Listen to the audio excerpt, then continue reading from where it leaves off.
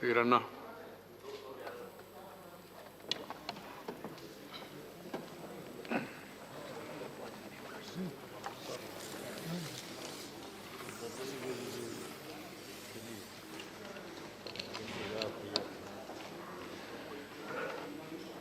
Question number 211, Sri Irani Kaladi. Sir question number 211 sir. Laid on the table of the House. First supplementary. धन्यवाद उपसभापति महोदय, आपने मुझे पूरक प्रश्न पूछने के लिए अवसर दिया। मैं माननीय मंत्री द्वारा दिए गए जवाब के लिए भी धन्यवाद देता हूँ। महोदय, कर्नाटक की जनसंख्या 7 करोड़ से अधिक है और हमारा प्रदेश केंद्र सरकार को राजस्व प्रदान करने में तीसरी स्थान पर है, लेकिन आज भी वहाँ अखिल भारतीय आयुर्विज्ञान संस्थान की स्थापना नहीं की गई है। मैं मंत्री जी से पूछना चाहूँगा कि क्या सरकार प्रधानमंत्री स्वास्थ्य सुरक्षा योजना के माध्यम से कर्नाटक में अखिल भारतीय आयुर्विज्ञान संस्थान की स्थापना करेगी और इस दिशा में अभी तक क्या संक्षेप में पूछें प्लीज, ब्रीफ। इस तक अभी दिशा में अभी तक क्या काम किया गया है? धन्यवाद, धन्यवाद। माननीय मंत्री। सर, जैसा कि माननीय सदस्य ने हम सबका ध्यानाकर्षण किया है कि यद्यपि देश में अभी तक 22 एम्स और जिसमें से 16 जो है पिछले 7 साल में ही कंसीव होने के बाद विभिन्न डेवलपमेंट के स्टेजेस में है, वो प्लान हुए हैं, लेकिन अभी कर्नाटक के अंदर एम्स डेवलप नहीं हुआ है। वहाँ के मुख्यमंत्री ने और वहाँ के लीडर्स ने निश्चित रूप से हम लोगों के पास इसके पहले भी इसके बारे में रिक्वेस्ट लिखा है।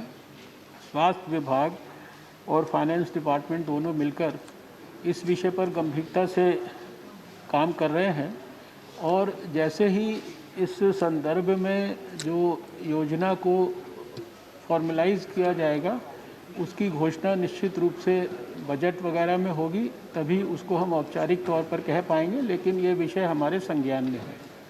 धन्यवाद। दूसरा सप्लीमेंट्री।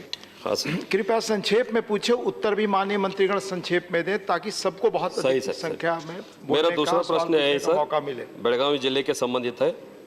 बेळगावी वैद्यकीय विज्ञानों संस्थान में प्रतिदिन कर्नाटक, महाराष्ट्र और गोवा से बहुत मरीज आते हैं, लेकिन यहाँ एक व्यवस्थित कैंसर अस्पताल नहीं होने के कारण मरीजों को बहुत असुविधा हो रही है और कैंसर के उपचार के लिए कोई व्यवस्था न होने के कारण गरीब लोगों के परेशानी हो रही है। मेरा मंत्री महोदय से सवाल है कि क्या कैंसर के बढ़ते मामलों के उपचार के लिए सरकार में एक कैंसर संशोधन कोले के लिए योजना बना है? धन्यवाद। किया क्या? सर, कैंसर के उपचार के लिए डेडिकेटेडली जो कैंसर कंट्रोल के लिए जो प्रोग्राम है उसके तहत देश भर में भारत सरकार स्टेट गवर्नमेंट्स के माध्यम से टर्शरी कैंसर सेंटर्स और दूसरे सेंटर्स को क्रिएट करती है और उसके लिए स्टेट गवर्नमेंट्स को सपोर्ट करती है, लेकिन उसके किसी भी स्थान पर उसको डेवलप करने के लिए जो बेसिक योजना है और प्लान बनाकर स्टेट गवर्नमेंट को ही देना होता है। तो मेरा माननीय सदस्य से ये कहना है कि अपनी स्टेट गवर्नमेंट के माध्यम से विषय को परस्यू करके अगर वो कोई भी जो योजना के तहत किसी भी स्कीम में वो भारत सरकार के पास अप्रोच करेंगे तो भारत सरकार निश्चित रूप से उसको पॉजिटिवली देखेगी। धन्यवाद। माननीय Subhash Chandra Bose Pillai ji. Sir, good morning, sir. Deputy Chairman, sir. Andhra Pradesh government is on a mission to strengthen the public hospitals and reduce the medical expenditure burden on the poor. The government is going to sanction 16 medical colleges across the state, out of which 3 colleges have been sanctioned by Government of India. I would like to know the Honorable Minister whether the government is proposes to provide financial support for the remaining 13 medical colleges. Thank you. Sir, the government has in fact in the second tenure of the Prime Minister Narendra Modi ji sanctioned 75 new medical colleges in various states of India, and these are preferably in the aspirational districts or the districts where the most deprived and the downtrodden people they live, and where there is no medical college either in the government or the private sector. All these 75 colleges across various states in the country, they have been finalized, they have been notified, the state governments have been informed, and the Government of India supports 60% of the budget expenditure on these medical colleges. धन्यवाद। माननीय नरहरि अमीन जी। माननीय सभापति महोदय जी, केंद्र सरकार सभी राज्यों के सभी डिस्ट्रिक्ट में मेडिकल कॉलेज शुरू करने के लिए सोच रही है।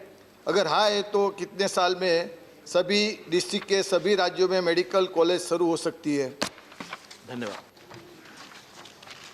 सर, अभी इस समय पर भी देश में 2014 ऑनवर्ड सर 157 मेडिकल कॉलेजेस विभिन्न स्टेजेस में डेवलपमेंट की हैं। इसमें फ़ेज़ 1 में 58, उसके बाद सर फ़ेज़ 2 में 24, और जैसा मैंने अभी उत्तर दिया कि अभी फ़ेज़ 3 में 75 मेडिकल कॉलेजेस और हमने जो है घोषित किए हैं।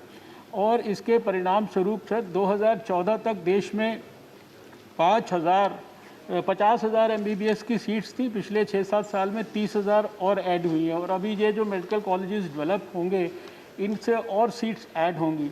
इसके साथ साथ जो नेशनल मेडिकल कमीशन, जिसको कि ये सदन ने भी जो है स्वीकृति दी, वो इस विषय के ऊपर और देश में गंभीरता से विचार भी कर रहा है, असेसमेंट भी कर रहा है कि देश को आने वाले वर्षों में कितनी और सीट्स की या कितने और मेडिकल कॉलेजेस की आवश्यकता है। और जैसे जैसे नेशनल मेडिकल कमीशन की हमें रिकमेंडेशंस मिलेंगी, उसके अनुरूप निश्चित रूप से सरकार को आवश्यकता अनुसार वो अपनी योजनाएं बनाएगी और आपके सामने प्रस्तुत करेगी। धन्यवाद। Question number 212 Shrimati Priyanka Chaturvedi ji. Sir, question number 212. माननीय मंत्री। The statement is laid on the table. First supplementary. Sir, my question to the Honourable Minister is whether government is aware that people who are residing in tribal areas also have good knowledge about local medicinal plants that are available. Does the government have any plan to get this knowledge, gather this knowledge through district collectors? And this can also be useful for creating patents. Sir, the government is thoroughly aware of all these aspects, including the knowledge of Indian systems of medicine, which is there with our tribal people also. And the aim of this traditional knowledge digital library has always been to collect all this information and also to ensure that this knowledge is translated in the relevant languages also from our Indian languages. And as far as your specific query about the knowledge which is with the tribal people, I think in the answer, second part of the answer where you had asked about the center in some activity in Himachal Pradesh, I have specifically answered that one of our prestigious institutions there of CSIR, we have already assigned them this job of also collecting relevant information about Soya Rigpa also, and also the knowledge which is available with the tribal people. So we are thoroughly aware of this particular aspect also. Thank you. Second supplementary, Priyanka ji. So my second question to the Honourable Minister would be whether any cases of theft have been, as far as our traditional knowledges are concerned, have been detected by the government? If so, the details, as well as whether case of registration of patents of such traditional knowledge have been done in foreign countries, and if any action has been taken against it. As I have also answered, and this CSIR, with the help of TKDL, is proactively working on this issue. And in fact, this TKDL was basically formed with one of this was one of the very important aims of this. And till now, almost over 200, you see such cases where proactively we have protested and lodged our, registered our complaint before the patent organizations of US and other European unions and other places. And we have successfully won those cases. And right now the number of such cases which we have won is 240, and I think I have mentioned it in the answer also. Thank you. Question doctor Ashok Vajpayee. माननीय उपसभापति महोदय, मैं आपके माध्यम से माननीय मंत्री जी से जानना चाहता हूं कि भारतीय चिकित्सा पद्धति अपने में एक संपूर्ण चिकित्सा पद्धति, लेकिन माननीय दुर्भाग्य ये है कि भारतीय चिकित्सा पद्धति के अंतर्गत जो दवाएं बनती हैं फार्मेसी में, उनकी जो गुणवत्ता है वो उस पर प्रश्न चिन्ह लगता है। इस कारण वो दवाएं उतनी लाभकारी नहीं हो पाती। क्या माननीय मंत्री जी देश में भारतीय चिकित्सा पद्धति, आयुर्वेद इत्यादि की दवाओं के निर्माण में गुणवत्ता बनाए रखने की दिशा में कोई ठोस कार्रवाई करने की आश्वासन देंगे?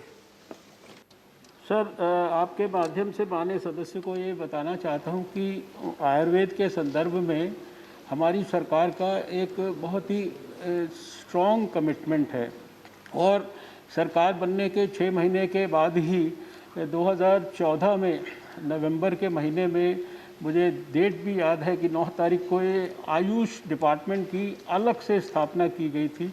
नेशनल आयुष मिशन जो है पहली बार जो है भारत की कैबिनेट ने पास किया था, और इस आयुष डिपार्टमेंट के तहत आयुर्वेद के विस्तार विकास के लिए और इसके साथ साथ इससे संबंधित जितने भी विषय हैं, इंक्लूडिंग जो आपने ड्रग्स के बारे में कहा, और ड्रग्स के संदर्भ में इनका साइंटिफिक ढंग से मॉडर्नाइज्ड प्रमोशन देश और दुनिया के सामने हो।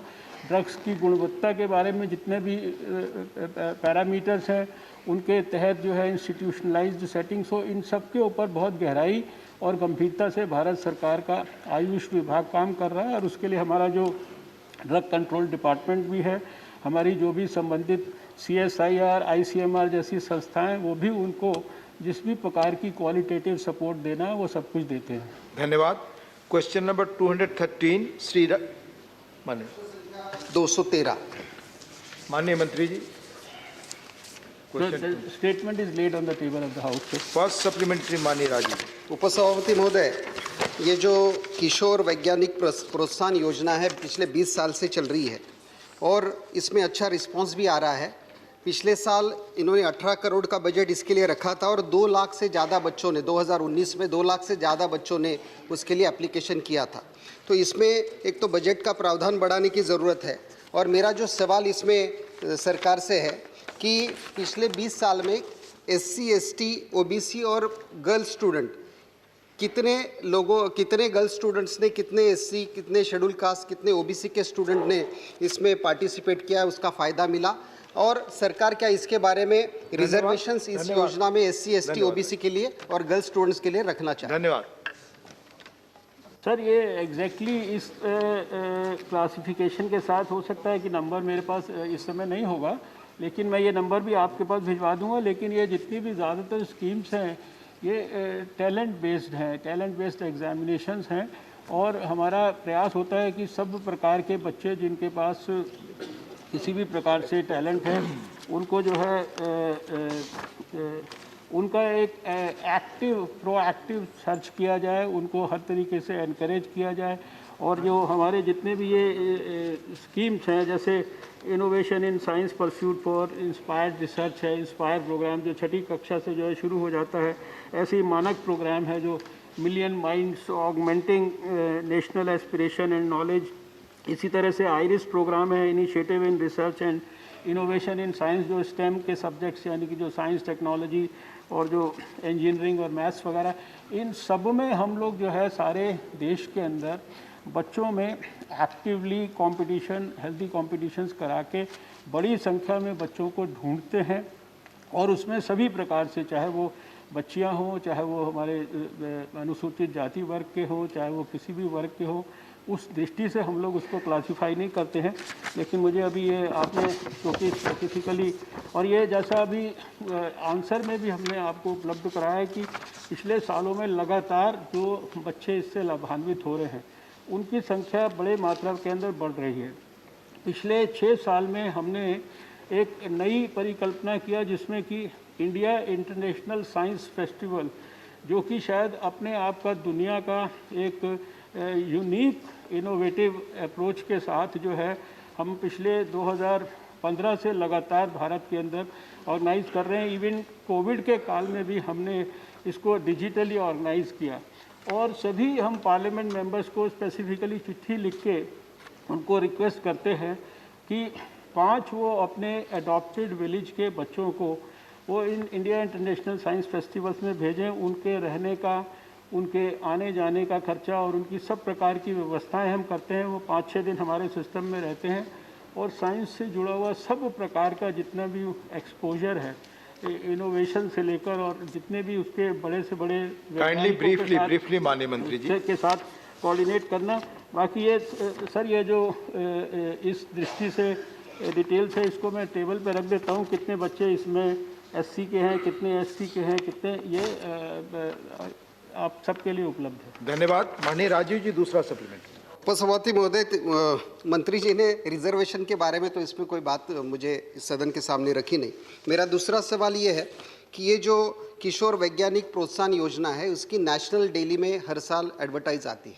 इससे जो रीजनल जो हमारे महाराष्ट्र के बच्चे हो, तमिलनाडु के हो, उनको तो ये समझ में आता नहीं, उनको उसका बारे में पता भी नहीं चलता है। तो क्या रीजनल न्यूज़पेपर में भी सरकार इसके बारे में एडवर्टाइज देकर उनको आने वाले समय में मौका देगी? धन्यवाद। जहाँ तक मेरी जानकारी है कि इसकी जो जानकारी है वो सभी प्रकार के रीजनल माध्यमों का इस्तेमाल करके भी एक स्टेट के माध्यम से एक बच्चे तक पहुँचाई जाती है। और हमारे पास जो है जो पार्टिसिपेशन है और जो लोग बच्चे जो है इसमें सेलेक्ट होते हैं वो सारे देश भर के होते हैं। अगर उनके पास जानकारी उपलब्ध ना हो तो वो सेलेक्ट भी नहीं हो सकते हैं, वो उसमें अपीयर भी नहीं हो सकते हैं। फिर भी अगर इस दृष्टि से किसी भी प्रकार की और फर्दर स्ट्रेंथनिंग की गुंजाइश है तो वो निश्चित रूप से हम उसको आगे बढ़ाएंगे। धन्यवाद। माननीय केटीएस तुलसी जी। माननीय केटीएस तुलसी नहीं है, चलेगा, सुप्रीम कोर्ट बहस करने। क्वेश्चन नंबर 214 माननीय चौधरी सुखराम सिंह जी। माननीय मंत्री जी। Sir, the statement is laid on the table. पहला सवाल, पहला सवाल। ये कोविड महामारी पूरे विश्व में आई और उसका असर हमारे देश में ही पड़ा, लेकिन सरकार ने काफ़ी अच्छी व्यवस्थाएं करने के साथ साथ इसका असर जितना होना चाहिए तो उतना नहीं हो पाया हिंदुस्तान में। इसके लिए मैं मंत्री जी को बधाई दूंगा। दूसरी ओर जानना चाहूँगा, जो मैंने प्रश्न लगाया था उसका संबंध में मैंने कहा था ये वैक्सीन जो लग रहा है आपका, ये वैक्सीन आप बाहर तो भेज रहे हैं, विदेशों में बहुत भेज रहे हैं और अंतर्राष्ट्रीय समझौता आपका होगा, भेजेंगे आप, लेकिन हिंदुस्तान के लोगों को ये वैक्सीन बहुत कम संख्या में लग रही है और उसका प्रतिशत बहुत कम है। क्या मैं माननीय मंत्री जानना चाहूँगा इस वैक्सीन को हिंदुस्तान के लोगों को निःशुल्क और कब तक पूरे लोगों को लगवाने का प्रयास करेंगे? धन्यवाद चौधरी। सर, माननीय सदस्य को मैं ये सूचित करना चाहता हूँ कि वैक्सीन जो भारत के लोगों को दी जा रही है या विदेशों में भेजी जा रही है, किसी भी कीमत पर भारत के लोगों के एक्सपेंस पर विदेशों को नहीं भेजी जा रही है। और इसके लिए हाईएस्ट लेवल पर जो एक्सपर्ट्स भी हैं और जो एक सरकार की कमेटी एक बहुत ही एक रीजनेबली सेंसिबल बैलेंस इस बारे में मेंटेन कर रही। That's number 1 sir. दूसरी बात यह है कि आपने कहा कि बहुत कम लोगों को वैक्सीन उपलब्ध हो रही है। सर, कल की तारीख में भी 30,39,394 लोगों ने खाली कल में भारत के अंदर सर वैक्सीन लिया है। 3 करोड़ के फिगर को हम लोगों और जो भी जो क्राइटेरियाज तय किए गए हैं वो साइंटिफिक दृष्टि से तय किए गए हैं, एक्सपर्ट्स ने तय किए हैं। एक्सपर्ट्स ने इंटरनेशनल और WHO की और जो प्रोफेशनल बॉडीज़ की रिकमेंडेशंस के परिप्रेक्ष्य में, भारत की सारी ओवरऑल परिस्थिति के परिप्रेक्ष्य में उन क्राइटेरियाज को तय किया है। क्योंकि ये एक डायनामिक प्रोसेस है सर, ये बीमारी भी जो है कोविड का वायरस भी एक जिस तरह से आगे पीछे चल रहा है सर, ये भी एक डायनामिक प्रोसेस है। उसी के आधार पर ये प्रायोरिटीज़ तय हो रही हैं। और आज भी जो प्रायोरिटीज़ तय हैं, जो भी कोई वैक्सीन लेना चाहता है उसको कहीं कोई उसके लिए रुकावट नहीं सर। वो एक कोविन प्लेटफॉर्म पे अपने आप को रजिस्टर करके देश के नज़दीक के किसी भी अस्पताल में जा सकता है। आपने कहा फ्री की बात, तो सर सारे सरकारी अस्पतालों में ये वैक्सीन फ्री उपलब्ध है। जो प्राइवेट अस्पताल हैं वहाँ पर भी केवल 250 रुपये में जो लोग अफोर्ड कर सकते हैं और वो पैसा दे के वैक्सीन लेना चाहते हैं, उसमें से भी 250 रुपये में भी जो अस्पताल है, प्राइवेट अस्पताल, उसको मैक्सिमम 100 रुपये तक जो है उसको खर्च करने के लिए दिया गया है, जो उसके चार्जेस इत्यादि उसको व्यवस्था करने में लग सकते हैं। वैक्सीन की कीमत सर उसको प्राइसिंग के तहत जो है उसको कैप किया गया है, वो 150 रुपये तक कैप किया गया। तो सरकार इस विषय में पूरी गहराई और गंभीरता से काम कर रही है और धन्यवाद माननीय मंत्री जी, काइंडली ब्रीफली बताएं। सर मैं बस एक चीज़ और बता दूं सर प्लीज, कि सारे संसार में सर इस पॉलिसी की, हमारे प्रधानमंत्री नरेंद्र मोदी जी की, इसके कारण तारीफ हो रही है। कल तक 72 देशों को 5.94 करोड़ जो है वैक्सीन हम लोगों ने डोजेज जो है दूसरे देशों को भी भेजी हैं। हमारी ये शुरू से सोच है देश की कि ये सारा संसार हमारे लिए परिवार है और सर साइंस जो होती है वो ग्लोबल होती है, उसका जो अचीवमेंट और उसका जो आउटकम होता है वो सभी के लिए होता है। टेक्नोलॉजी लोकल हो सकती है लेकिन जो साइंस का जो लाभ है वो सारी पूरी मानवता। धन्यवाद माननीय मंत्री जी, धन्यवाद। सवाल पूछने वाले सदस्यों से और माननीय मंत्रीगण दोनों से आग्रह है कि कृपया ब्रीफली पूछें तो अधिक से अधिक लोगों को मौका मिलेगा। माननीय चौधरी सुखराम जी, दूसरा सप्लीमेंट्री। माननीय सभापति जी, मैं दूसरा प्रश्न है, क्या माननीय मंत्री बताने का कष्ट करेंगे कि जो लोग 60 साल के ऊपर के हैं और किन्हीं कारणों से अस्पताल में नहीं जा सकते हैं, उनको घर में भेज करके निःशुल्क वैक्सीन लगाने की व्यवस्था की जाएगी? धन्यवाद सर। ये विषय अभी और सदस्य ने भी फ्लैग किया, ये ऑलरेडी हमारे सबके माइंड में फ्लैग्ड है क्योंकि हमें भी समय समय पर इस तरह की जानकारियाँ मिलती रहती हैं। ये जो हमारा एक्सपर्ट ग्रुप है उसके सामने भी हमने विषय फ्लैग किया हुआ। सर इसमें थोड़ा सा बात इतनी है कि जो अस्पताल में या किसी हेल्थ सेटिंग में जाके वैक्सीन दिया जाता है, आप जानते हैं कि उसके बाद 30 मिनट का वहाँ ऑब्जर्वेशन भी किया जाता है और उस सेटिंग के लिए सर इस प्रकार के बहुत सारे नॉर्म्स हैं कि क्या क्या वहाँ पर आसपास व्यवस्थाएं होनी चाहिए। अगर किसी को कोई इस प्रकार का कोई साइड इफ़ेक्ट होता है कोई, और विशेषकर आप जिस प्रकार के लोगों के लिए बात कर रहे हैं उनको और भी ज़्यादा सावधानियाँ लेने की बात है। लेकिन ये इशू यहाँ पर भी रेज़ किया गया है, इसको हम अपनी एक्सपर्ट कमेटी के सामने रखेंगे और अगर कोई भी बेटर इसके अंदर से रास्ता निकल देगा जो कि किसी भी प्रकार से उनके स्वास्थ्य को या उसके ऊपर आने वाले रिस्क को कॉम्प्रोमाइज़ नहीं करेगा तो उसके बारे में गंभीरता से विचार करेंगे। धन्यवाद माननीय मंत्री जी। Doctor Shantanu Sen ji. My supplementary before my learned minister is, as there are several confusions in the mind of the people across the country regarding the efficacy of these COVID vaccines, regarding the sustainability of immunity even after the second dose, and mainly regarding the need of the booster dose, especially when the British Medical Journal has said, the British Medical Journal has said that booster dose is needed as there might be a serious surge in the coming winter session. My question before my minister is whether our government has taken serious notes on this or not. Thank you. All these informations our government, health ministry and especially the NAGVAC group, the national expert group, they keep in touch with all the latest developments happening anywhere in the country or outside the country, and whatever decisions are taken by the ministry and whatever guidelines are issued, they are made only after considering all the valid and relevant aspects of the particular subject. धन्यवाद। माननीय Anand Sharma ji.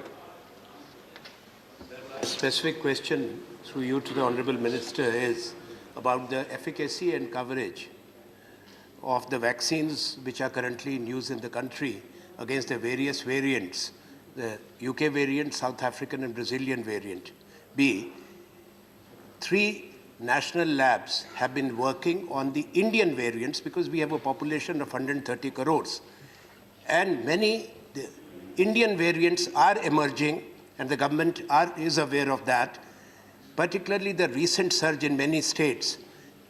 Will the government place in domain nationally and globally the information that is there and the tests which are going on the Indian variants and the efficacy of the vaccines against all these variants? This information is already in the public domain, and it is even you see whatever basically the genome sequencing data, etc. This is all shared by the international groups also, and we have access to their information. They have access to our information. And regarding the first part of your question, sir, regarding the efficacy of these vaccines on the mutants. So right now, the experts are of the opinion that particularly about one vaccine, they are very clear that this is also very, very effective on the possible mutations also, sir. Thank you. Shri Anil Jain ji. धन्यवाद सभापति महोदय। महामारी को कोविड-19 को नियंत्रित करने के लिए जो केंद्र सरकार ने प्रयास किए हैं और वैक्सीनेशन अब तक 3 करोड़ लोगों का वैक्सीनेशन हुआ है, इसके लिए माननीय प्रधानमंत्री और माननीय हेल्थ मिनिस्टर का मैं धन्यवाद करता हूं, अभिनंदन करता हूं। मेरा सवाल है, जो वैक्सीन के प्रबंधन पर गठित राष्ट्रीय विशेषज्ञ समूह और राष्ट्रीय तकनीकी परामर्श समूह द्वारा कोविड-19 वैक्सीन की आपूर्ति और क्रय के लिए अपेक्षित वित्तीय संसाधनों की क्या समीक्षा रिपोर्ट का ब्यौरा क्या है, और साथ ही में अब तक कितने डॉक्टर्स, हेल्थ वर्कर्स और फ्रंटलाइन वर्कर्स की वैक्सीनेशन हुआ है? क्योंकि पहले 3 करोड़ की ये संख्या थी, अभी 3 करोड़ हुआ है, तो निश्चित रूप से वो लोग अभी रह गए हैं, और वो क्यों रह गए हैं, इसकी व्यवस्था क्या है? सर, जो नेगवैक के बारे में जो फाइनेंशियल उसके बारे में पूछा सर, तो ऑलरेडी आप जानते हैं कि हमारी ऑनरेबल फाइनेंस मिनिस्टर यहाँ पर बैठी हैं। We are really grateful to her and also the prime minister of India. अभी सर सारे देश को जो वैक्सीन है वो भारत सरकार उपलब्ध करा रही है, और भारत सरकार स्टेट्स को दे रही है, स्टेट्स आगे सरकारी और प्राइवेट अस्पतालों को दे रहे हैं। हमारी माननीय फाइनेंस मिनिस्टर ने ये भी हमारे को उसमें बजट में 35,000 करोड़ रुपया सर एक्सक्लूसिवली वैक्सीनेशन के लिए, कोविड के लिए उन्होंने प्रावधान किया। साथ में मुझे उनका एक और वाक्य भी याद है, उन्होंने कहा कि अगर और भी हमें ज़रूरत पड़ेगी तो she will make provision for that. So sir, we are really grateful to our Prime Minister and our Finance Minister that they have given us the details about it. And regarding the number of doctors, I have got that number also. I can till yesterday how many of these COVID workers have. I'll just place it on the table. I have a detailed of how many frontline and all the workers are. ठीक doctor साहब, thank you. Question number 215 माननीय Shamsher Singh ji. Sir, माननीय मंत्री जी। पहला supplementary माननीय शमशेर सिंह जी। धन्यवाद chairman साहब। मेरा पहला सप्लीमेंट्री है कि आर्यवेदा में सर्जरी को अलाउड किया गया है, और उसमें जो मेडिकल कॉलेजेस हैं जो आयुर्वेदिक के, वहाँ इंफ्रास्ट्रक्चर की कमी है, ताकि जो पीजी स्कॉलर हैं, क्या गवर्नमेंट ने कोई असेसमेंट की है कि ये डिफरेंट जो कॉलेजेस हैं जो आयुर्वेदिक का मेडिकल कॉलेजेस खोले गए हैं, कहाँ पर वहाँ पर इंफ्रास्ट्रक्चर और उन स्कॉलर को उनकी टेक्निक और इंडिपेंडेंट परफॉर्मेंस के लिए वो आगे कैसे बढ़ सकते हैं, उसके लिए को गवर्नमेंट ने कोई असेसमेंट की है? धन्यवाद सर। हम सबको इसका पूरा ज्ञान तो है कि हमारे आयुष के तहत जितना भी इंडियन सिस्टम ऑफ मेडिसिन है वो बहुत ही पुराने हैं, और उसका व्यवस्था तो बनाया हुआ है। और जब से आयुष मंत्रालय का गठन हुआ उसके बाद काफ़ी इसमें काम हुआ है। टोटल जो शल्य तंत्र का कॉलेज है 46 है, और शालाक्य तंत्र का टोटल 4 कॉलेजेस हैं, और दोनों मिला करके 45, और दोनों शल्य तंत्र और शालाक्य तंत्र दोनों जिस कॉलेजेस में ऐसा 45, टोटल कॉलेजेस हो गया 95, और टोटल सीट्स 527 सीट्स शल्य तंत्र के लिए और 240 शालाक्य तंत्र के तहत यहाँ देश में इस वक्त मौजूद है। धन्यवाद। दूसरा सप्लीमेंट्री। सर, मंत्री जी ने जवाब दिया कि 95 के करीब इनके इंस्टीट्यूशन हैं। मेरा स्पेसिफिक क्वेश्चन है कि सरकार ने कोई असेसमेंट की है कि वहाँ पर इंफ्रास्ट्रक्चर, इक्विपमेंट, टेक्नीशियन या जो गवर्नमेंट इक्विपमेंट जो हैं वो क्या सुविधा कराए गए हैं कि नहीं कराए गए? धन्यवाद। ये एक प्रक्रिया है, और जैसे मैंने कहा सुविधा का तो कोई अंत नहीं है, और क्रिएट करना है जितना भी होगा वो तो काफ़ी नहीं होगा। तो सरकार तो प्रधानमंत्री जी के नेतृत्व में आयुष मंत्रालय जितना काम किया है उसके तहत जो सुविधा है उसको बढ़ाने का प्रक्रिया लगातार चल रहे हैं। और क्या क्या डिटेल में है वो आपको मैं जानकारी भी दे सकता हूं, मेरे पास में उसका डिटेल्स नहीं है क्योंकि आपका सर्जरी पे क्वेश्चन था।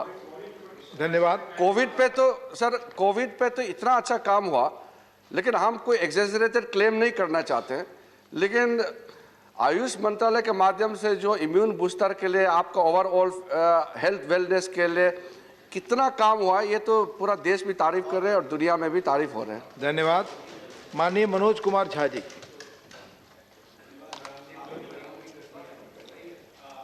प्रश्न बहुत सहज और सरल है माननीय मंत्री जी से। इंडियन मेडिकल एसोसिएशन की आपत्ति के बावजूद ये जो सर्जरी की व्यवस्था हो रही है आयुर्वेद में, क्या उससे हमारे देश के स्वास्थ्य मंत्री उन आशंकाओं को निर्मूल कर रहे हैं व्यक्तिगत स्तर पर और समष्टि के स्तर पर? धन्यवाद।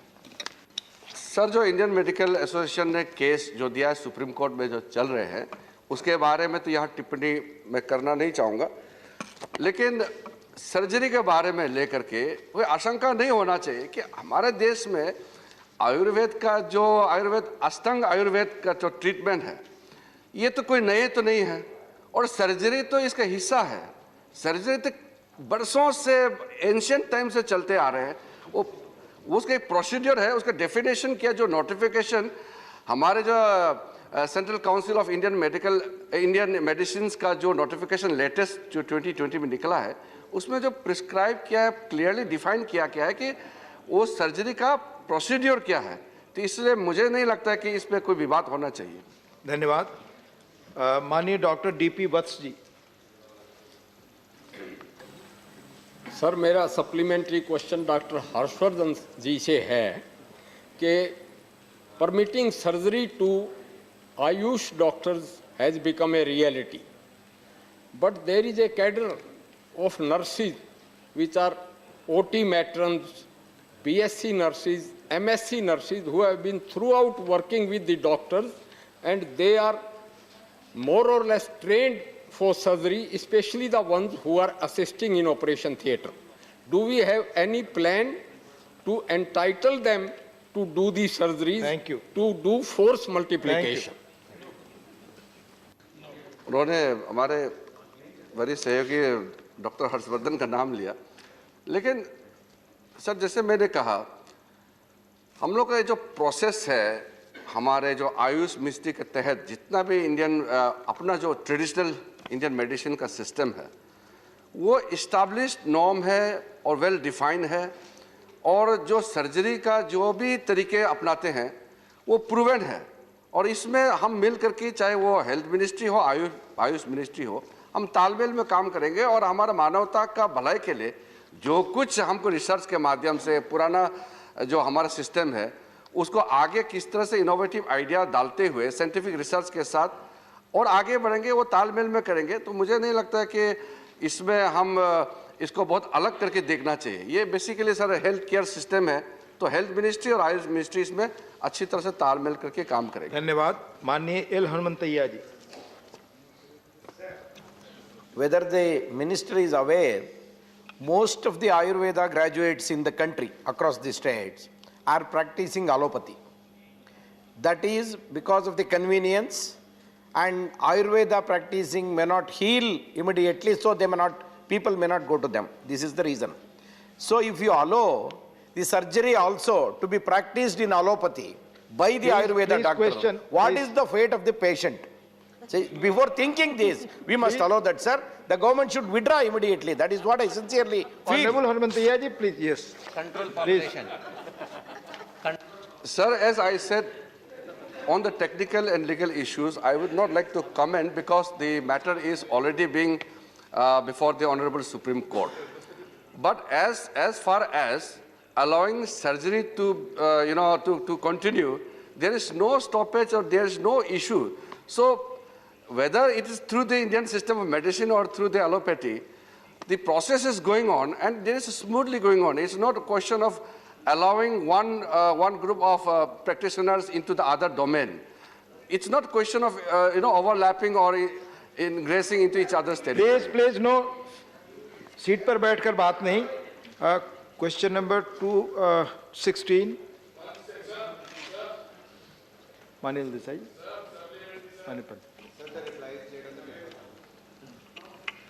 Thank you, sir. Sir, may I know from the Honorable Finance Minister through you, sir, is it not the fact Send your name that here, allowing private sector banks to conduct government-related banking transactions will impact the performance of public sector banks? Will this step not weaken the public sector banking? Thank you. Sir, there are two kinds of businesses being handled. One is the agency commission, and which covers close to, for example, revenue receipt and payments on behalf of the central and the state governments. And the second is pension payments in respect of central and state government. And any other item of works is specifically advised by the Reserve Bank, sir, which gives the agency commission. On the other hand, sir, there are certain items which falls under the work which does not have the agency commission, but that has to be done by the banks, like furnishing of the bank guarantees and the banking business and all that, sir. So now the honorable member has said whether it is truth that the government has opened it for the private banks to have the government business.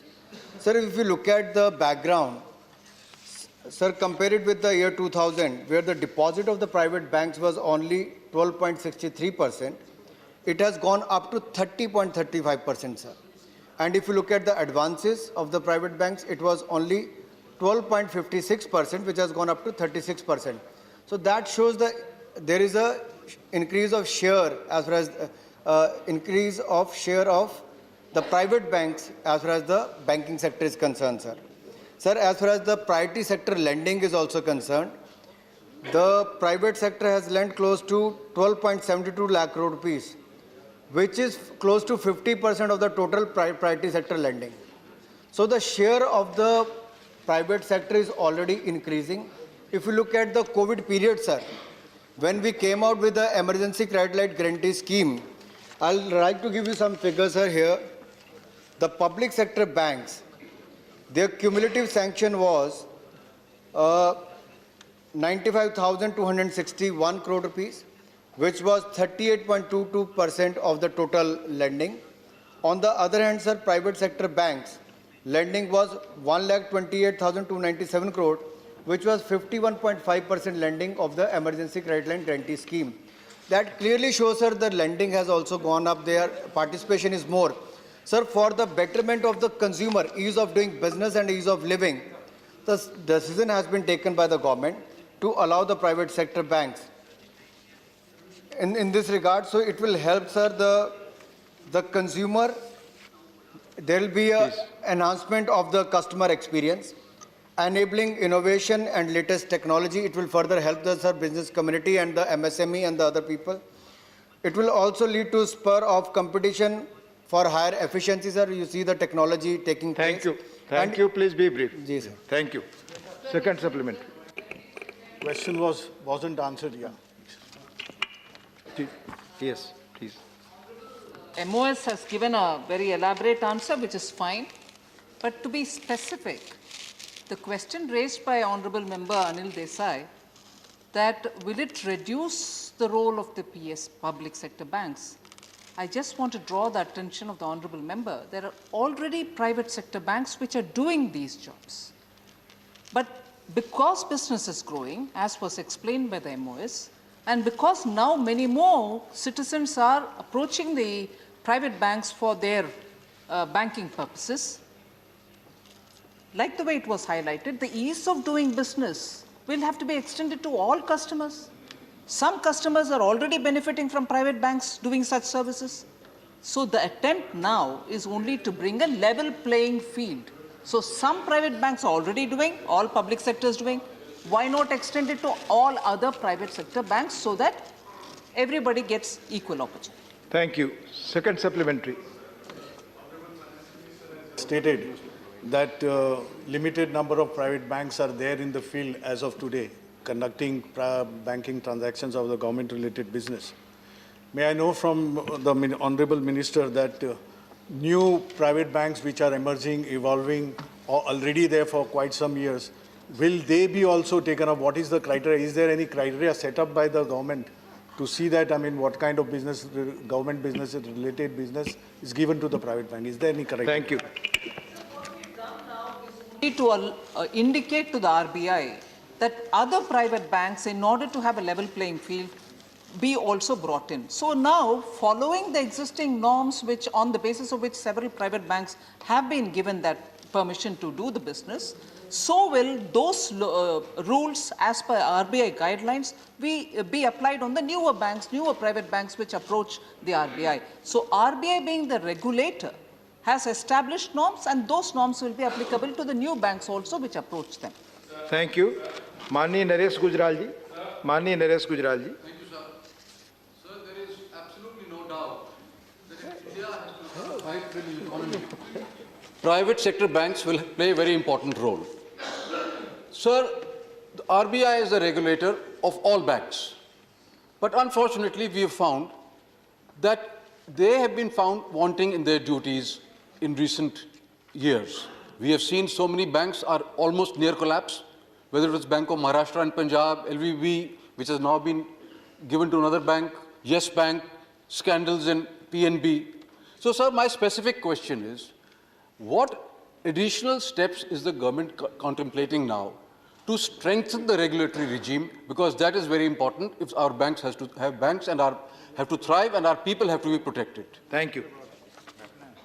Sir, although this doesn't relate to the core question which has been asked, but it is a relevant question in the sense of the health of the banks and so on. I'd like to inform the honourable member that we've been engaging with the RBI to ensure that the regulatory function, supervisory function of the RBI is strengthened. And I'm assured by the governor of the RBI that there is internally within RBI an institutional mechanism which is being further strengthened, and capacity is also being brought in by specifically tailored courses for the regulatory and supervisory staff of the RBI, and I hope that will make a difference in order that no such further regulatory mishaps happen. Thank you. Mani Mahesh Poddar ji. धन्यवाद महोदय। वित्त मंत्री जी की level playing field की भावना को स्वागत करते हुए मैं कहना चाहूँगा कि क्या ऐसा कोई नीतिगत निर्णय है कि जो गवर्नमेंट ऑफ इंडिया के PSU हैं, पब्लिक सेक्टर यूनिट्स हैं, सिर्फ सरकारी बैंकों से बैंक गारंटी एक्सेप्ट करते हैं, प्राइवेट बैंकों से बैंक गारंटी एक्सेप्ट नहीं करते हैं? यदि ये नीति है और ये एनोमली है तो क्या इसे सुधार करने की दिशा में कदम उठाए जाए? धन्यवाद। So on this ground also, I'd like to say that RBI is engaging with us, and in the context of this particular guidance which is going to be handled by the RBI, those aspects also, particularly related to the bank guarantees, will also be looked into. Thank you. Manya Digvijay Singh ji.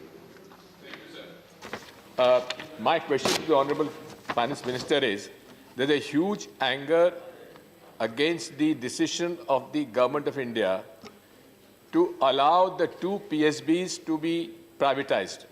May I know from the Honorable Minister, under what policy and under what parameters fixed by the Government of India, you are allowing the two PSBs to be privatized? Thank you. Thank you. Well, I don't think this relates to the question at all, sir. Right. It doesn't. Right. Right. Thank you. Please, please. Please. Please. Please, please, yes, please. Question number 217. Dr. Ami Yagnik. Dr. Ami Yagnik. Dr. Ami Yagnik. Question 217. Please. Please. Sir,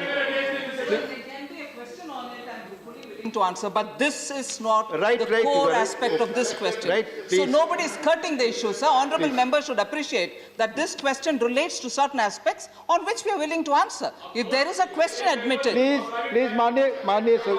Please, sir, sir, I'm addressing you, sir. Nothing is going on. Dr. I'm addressing you. Dr. Ami Yagnik, please. Sir, I'm addressing you, sir. If there are questions, we'll answer. But skirting is not right, sir. I'm sorry, that should be removed from Right, yes, please. Question number 217. You may have Question number 217. Question 217, sir. Yes. Honorable Minister. First supplementary. Sir, the Honorable Minister has given the answer but has completely denied that the Ministry does not have data on the social organizations working for CSR. It is very strange, but the answer is absolutely, blatantly, negatively answered. Sir, supplementary question, I would like to know from the Honorable Minister that when CSR funds are mandated by law to do corporate social responsibility by the companies, they are not supposed to be a resource funding for government schemes. But there is fear in certain quarters that these funds are used for government's central schemes. Do you have any data on this, whether how much funds of CSR is being used by the ministry, or does the ministry have data what funds are used for government schemes? Thank you.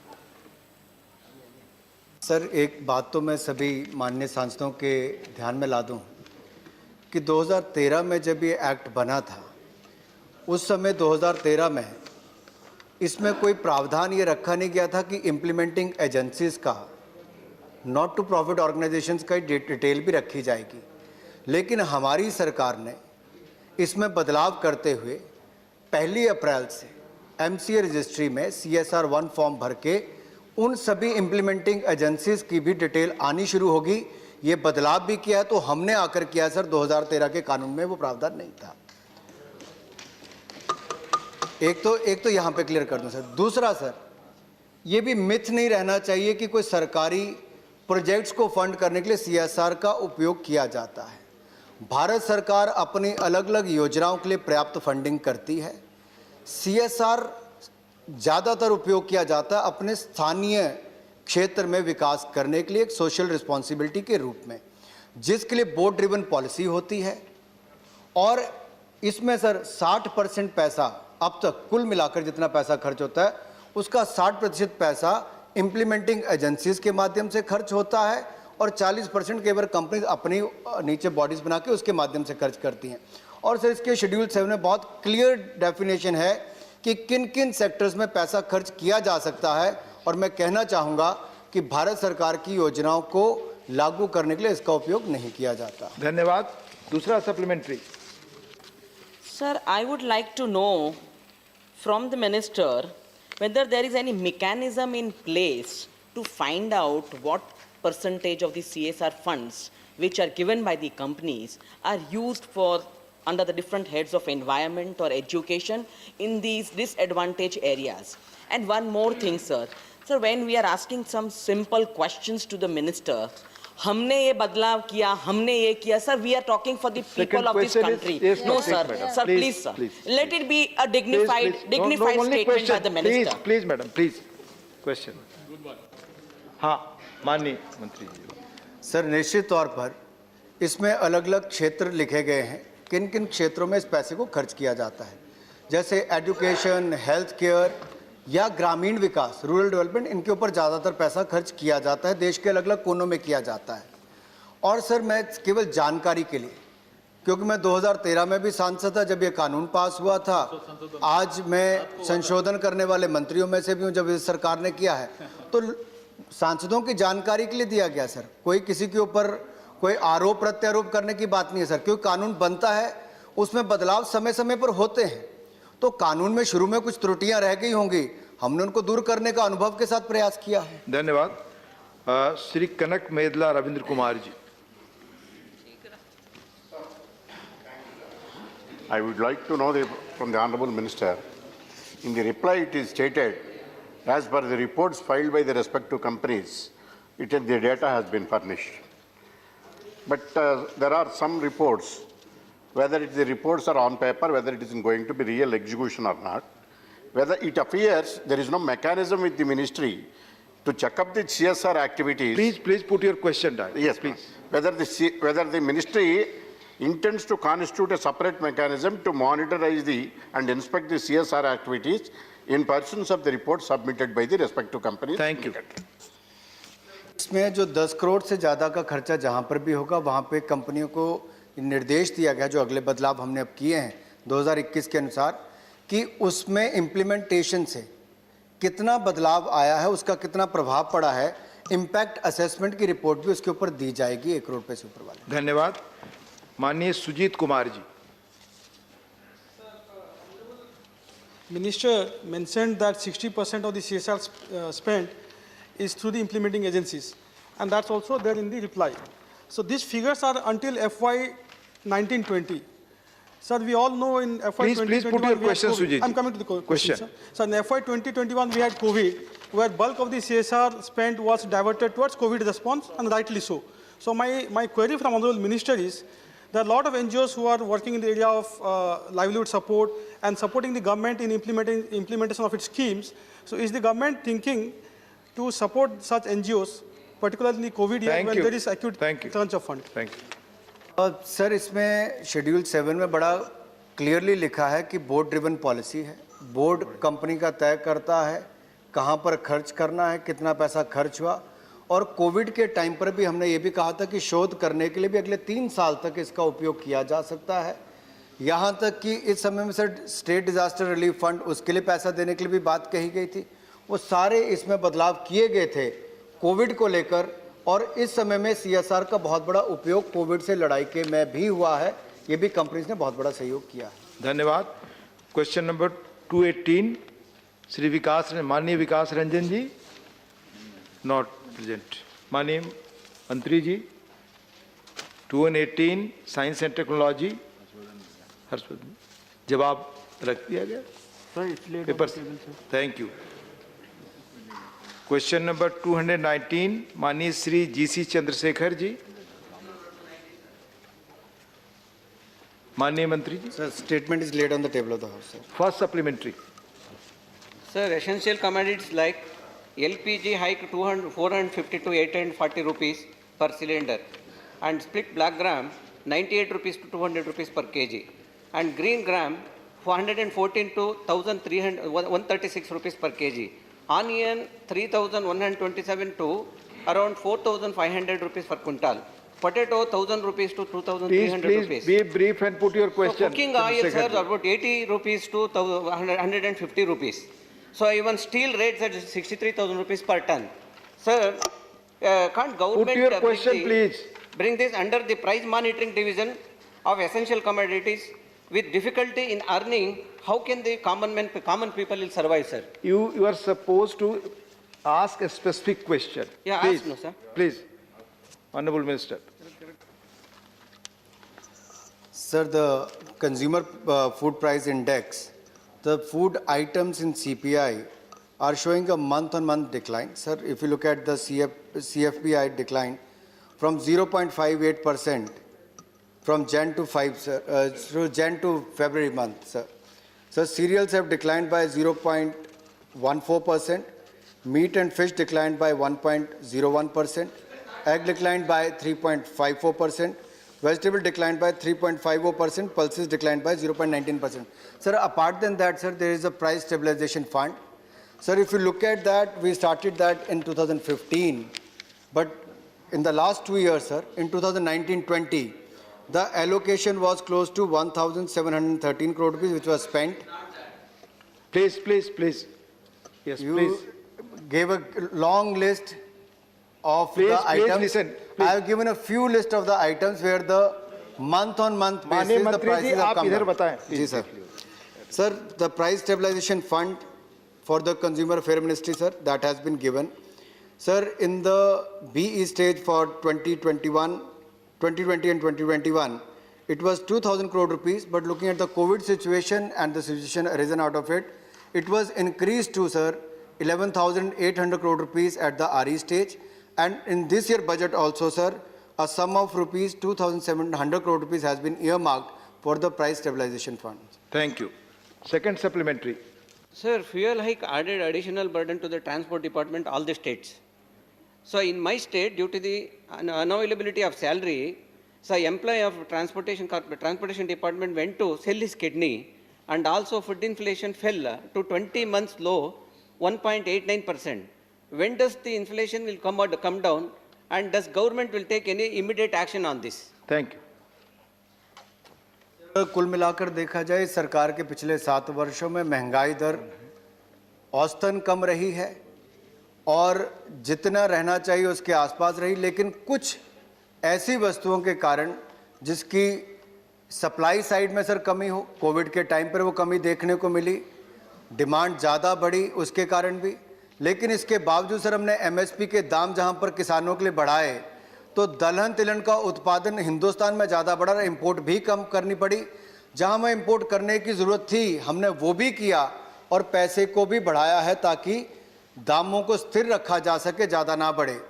Sir 2013-14 में या उस समय में double digit महंगाई थी sir, inflation जो थी। आजकल सर उस मुकाबले में कम है, लेकिन फिर भी सरकार हर संभव प्रयास करे कि महंगाई को और कम किया। धन्यवाद। माननीय वीपी निषाद जी, विश्वंभर निषाद जी। माननीय सभापति महोदय, माननीय मंत्री जी, महंगाई कम करने के लिए जो आवश्यक वस्तुओं का कीमतें जो बढ़ती है उसको कंट्रोल करने के लिए बताया है। अभी देखने मिला है कि जो किसानों के बिल आए थे उसमें आपने किसानों को उपज के लिए अनलिमिटेड स्टॉक के लिए अनुमति दे दी है, इसीलिए किसान धरने पे पूरे देश में बैठा है। तो हम निवेदन करेंगे कि क्या आप ये आवश्यक की कीमत को न बढ़े उसके कंट्रोल के लिए लिमिट निर्धारण करेंगे, उसका बिल का संशोधन कराएंगे जो कृषि बिल का।